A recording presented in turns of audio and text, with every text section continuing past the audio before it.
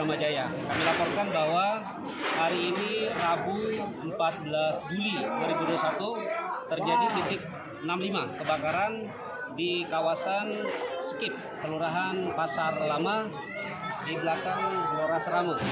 Laporan diterima di posko tadi lebih kurang pukul 10.55.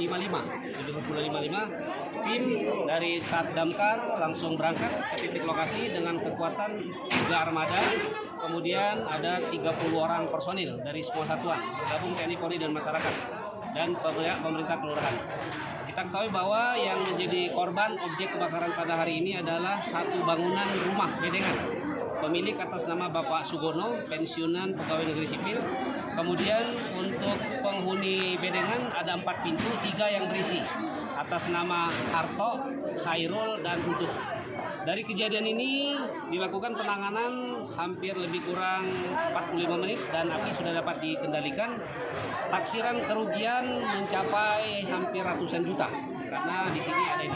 Penyebab kebakaran sampai saat ini belum bisa dipastikan karena pada saat kejadian awal diketahui berasal dari salah satu pintu rumah bedengan yang dalam keadaan terkunci. Itu sementara kami laporkan. Sampai sejauh ini korban jiwa tidak ada, hanya korban materi yang kalkulasi belum kita dapatkan, masih dicari info dari para penghuni rumah, tapi kemungkinan agak lumayan karena di sini ada seperti tempat kendaraan R2 yang diperbaiki, yang semuanya habis terbakar. Kendala gitu kan apa? Alhamdulillah sampai sejauh ini tidak ada kendala berarti. Dari masyarakat juga partisipasinya bagus, kompak. Kita bisa tanggulangi, cuma ada satu rumah bedengan ini tidak menyebar ke tempat yang lain. Terima kasih untuk semua masyarakat, Pak Lurah yang telah berkonfirmasi kemudian berpartisipasi dalam penanganan ini. Jumlah R2 masih kita data, kemungkinan karena di sini digunakan tempat untuk perbaikan bengkel pribadi, jadi bukan bengkel umum. Jadi perbaikan kami lihat di bekas itu ada beberapa R2, belum bisa dipastikan jumlah.